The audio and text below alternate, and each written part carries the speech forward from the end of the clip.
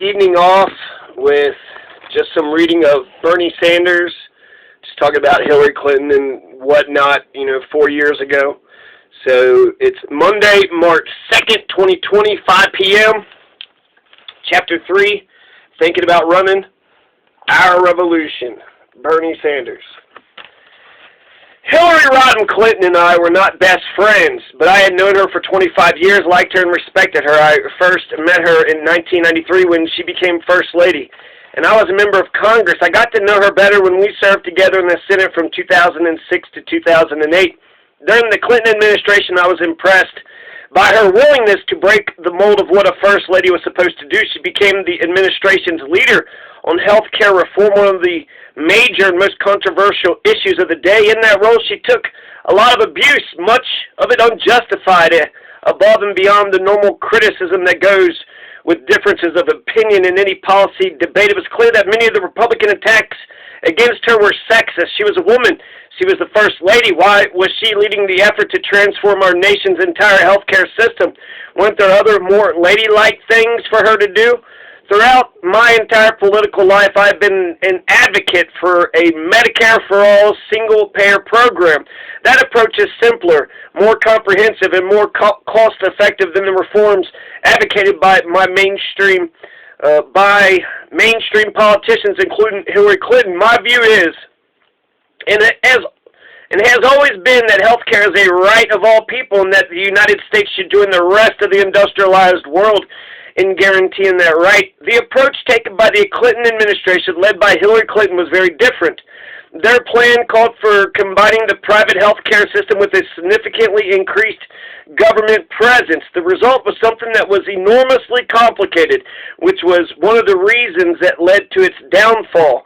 While there may not have been many Americans or members of Congress who fully understood the health care system that the Clinton administration was advocating, one thing was very sure: Hillary Clinton did. She was not some kind of figurehead in leading the administration's health care effort. For better or worse, she helped design the plan and knew it inside out. She was deeply in the weeds in a plan that was overgrown with weeds. In December 1993, Hillary gave a speech on health care reform to the Dartmouth Medical School in Hanover, New Hampshire. I was invited to attend this speech, and given that Hanover was across the river from Vermont, was able to hitch a ride with the First Lady on the Air Force Two plane that took her there. On the plane trip, she and I had a pleasant discussion about health care and other issues. What impressed me most about Clinton's speech at Dartmouth was not what she said. I disagreed with a lot that was in the Clinton health care reform package. It was how she said it. For over an hour, without notes, she went through detail after detail of that enormously complicated plan. She knew the plan backward and forward. She also answered questions flawlessly. 25 years later, I still marvel at that performance. Further, asked Barack Obama about her abilities as a debater. In 2008, she and Obama went up against each other in some 25 debates. I think the president would be the first to admit that she won most of them. No one should doubt Hillary Clinton's intelligence. While I respected her and liked her as a person, we had very strong differences of opinion, not only with regard to policy, but in our basic political approaches. Hillary Clinton was a key player in the centrist Democratic establishment, which had, over the years, been forged by her husband, Bill Clinton. In fact, Bill Clinton had been the head of the Democratic Leadership Council, the DLC, a conservative Democratic organization funded by big money interest, which was described by Jesse Jackson as Democrats for the leisure class. The Clinton approach was to try to merge the interests of Wall Street and corporate America with the needs of the American middle class, an impossible task. While the Clinton administration could boast of some positive accomplishments, and I supported Bill Clinton in his two campaigns, there were some major policy failures during his presidency directly related to his alliances with big money interests. These failures caused a lot of pain for many Americans. These were policies that Hillary Clinton supported. The Clinton administration worked closely with Wall Street and Republicans to repeal the Glass-Steagall Act and deregulate the major financial institutions in the country. This initiative, pushed by Clinton's Secretary of the Treasury, Robert Rubin, a top Wall Street executive, unleashed the greed of the major financial institutions and their contempt for the law. It allowed large commercial banks to merge with investment banks and insurance companies. In my view, and in the view of many financial experts, that decision led to the 2008 Wall Street crash and the worst economic downturn since the Great Depression of 1929. The Democratic president should not be in bed with Wall Street. It's not only Wall Street deregulation that the Clinton administration pushed, they also worked with corporate America and against the trade union movement and a majority of Democrats in pushing through NAFTA, a disastrous trade agreement that not only cost us hundreds of thousands of jobs, but laid the groundwork for future free trade deals that were equally disastrous. On social issues, Clinton in 1996 signed the homophobic Defense of Marriage Act, DOMA. Hillary Clinton defended that decision for years and was very late in getting on board with marriage equality. The Clinton administration, with Hillary's support, also pushed welfare reform and mass incarceration policies. It's all true with Joe Biden, too. He, repealed the Glass-Steagall Act. He voted for DOMA, the Defense of Marriage Act, the homophobic Defense of Marriage Act, and for welfare reform, mass incarceration policies with the 1994 crime bill. My disagreements with the Clintons' centrist approach were based not only on policy, as important as that was, but on politics. How you bring about real change in the country. What kind of party should the Democratic Party be? The Clintons, over the years, received huge amounts of money in campaign contributions and speaking fees from powerful financial interests in corporate America. Whether it was on the campaign trail or in their private lives, they spent an enormous amount of time raising money from the wealthy and the powerful. In fact, in some circles, they became known as Clinton Incorporated. To me, a very basic political principle is that you cannot take on the establishment when you take their money. It is simply not credible to believe that candidates who receive significant amounts of financial support from some of the most powerful special interests in the world would make decisions that would negatively impact the bottom lines of these donors. The only way to bring about real change is to mobilize millions of people at the grassroots level against the establishment, against the big money interest. Also worried about Hillary Clinton's approach to foreign policy. As a senator, she had supported President Bush and voted for the war in Iraq. Joe Biden, too, one of the worst foreign policy blunders in the history of the United States. As Secretary of State, she had supported a number of initiatives, including policies in Libya and Syria, which are too hawkish from my point of view. While very few debate the right of Israel to exist in peace and security, I thought she did not pay enough attention to the suffering of the Palestinian people. For me, the bottom line was that this country was facing enormous crises. The continued decline of the middle class, the grotesque level of income and wealth inequality, higher rates of real unemployment, a disastrous trade policy, an inadequate educational system, and a collapse in infrastructure. On top of all that, we needed bold action to combat climate change and make certain that this planet was healthy and habitable for our children and grandchildren. Politically, we were facing a corrupt campaign finance system where billionaires were able to buy elections. More and more people were becoming demoralized, and low-income and young people were not voting. That I believe that the same old establishment politics and establishment economics as represented by Hillary Clinton could effectively address these crises? No, I did not. The presidential campaign is a unique opportunity to raise issues and force debate on perspectives that are often ignored by the establishment and the media. Should that once in 4 years opportunity be ignored?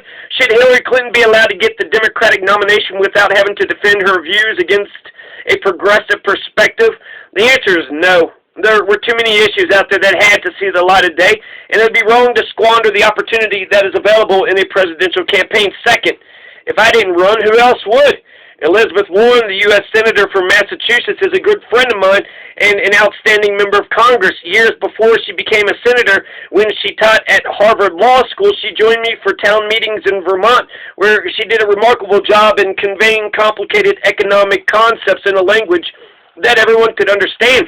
She is a strong and progressive leader in the Senate, opposing Wall Street malfeasance and tackling many other formidable issues. There was a lot of discussion within liberal circles and in the media regarding the possibility of Elizabeth running for president. In fact, there was even a well-funded and well-publicized effort to draft Senator Warren that included paid organizers in various states around the country. A widely circulated letter from the Ready for Warren campaign captured what many Americans were feeling about the need for opposition to Hillary Clinton. We are ready for Warren.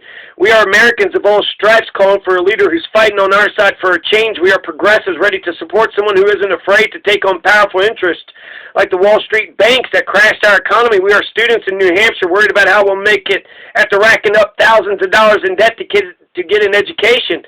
Moms in Iowa struggling to raise families while costs go up each day, but paychecks don't keep pace. We aren't wealthy or well-connected. We don't have any lobbyists.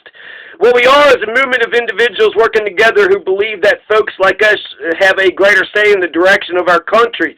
It was clear that millions of Americans want to see a serious primary campaign in which a progressive vision would be matched against Secretary Clinton's more moderate views. Liberal organizations like Democracy for America, DFA, and MoveOn.org were mobilizing grassroots support for a candidate they could back in the nomination process. In their public utterances, Senator Warren and her staff were clear and consistent in stating that she would not run. In the private conversations that we had, she also gave no indication that she intended to run for president.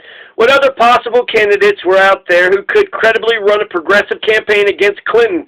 Martin O'Malley, the former governor of Maryland and mayor of Baltimore, was making it clear that he was interested in running. While he was an intelligent and effective governor, it didn't seem likely that he would capture much progressive support, nor could my friend and the former U.S. Senator from Virginia, Jim Webb.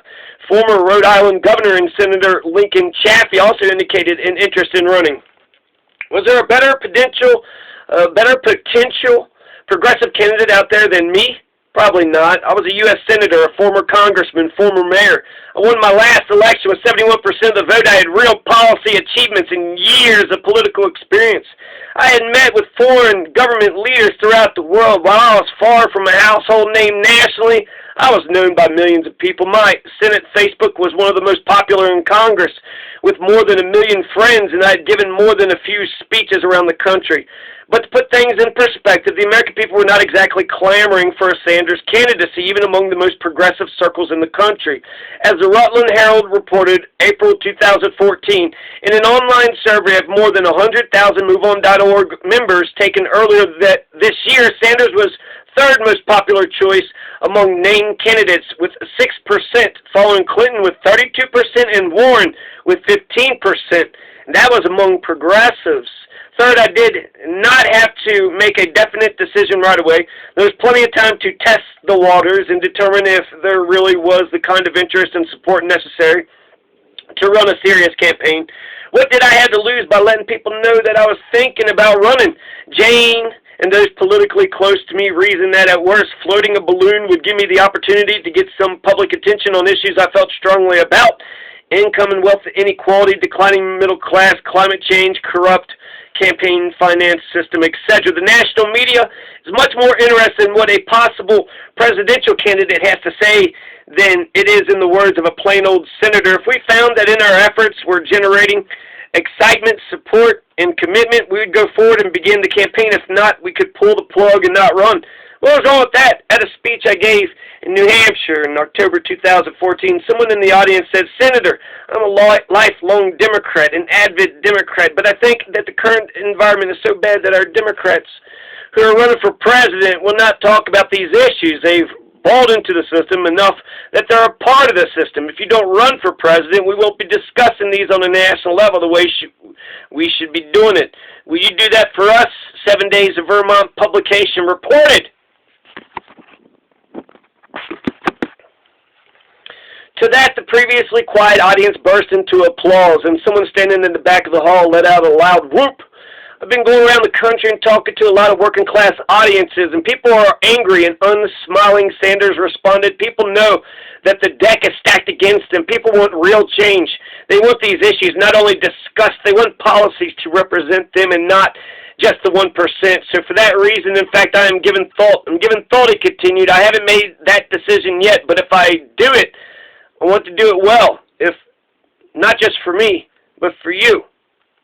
Fourth, I had talked for years about the needs to take my politics outside of Vermont and outside of Capitol Hill. Over and over again, I had expressed the view that Vermont was not some kind of isolated fortress for progressive ideas, and that if properly presented, there was a nationwide audience that would be receptive to the views we held. I was especially curious as to how these ideas would play in other rural states that Democrats often did poorly in.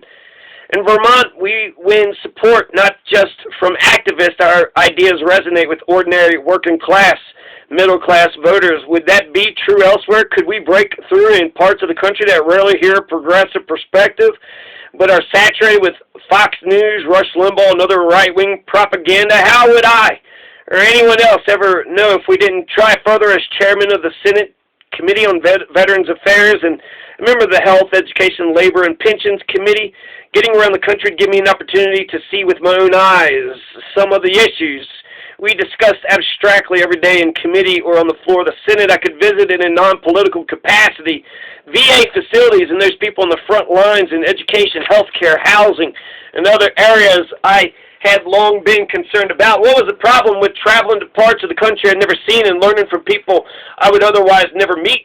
If I expressed interest in running for president, a question that would be asked to me immediately was whether I would be running as an independent or within the Democratic primary process. Given the fact that I was the longest serving independent in the history of the U.S. Congress, it was not an unreasonable question. The truth is that there were pluses and minuses to both approaches. The honest answer to that question would have been, let's hear what our supporters have to say. What did they think? It wasn't a decision we could make in a political vacuum, testing the waters. In presidential politics, you really hit the campaign trail before you hit the campaign trail. It's called testing the waters. Determining whether there's the kind of support in the real world that you'll need to run a successful campaign. Well, before I was formally a candidate for president, when I was still just thinking about it, my long time, you get the point.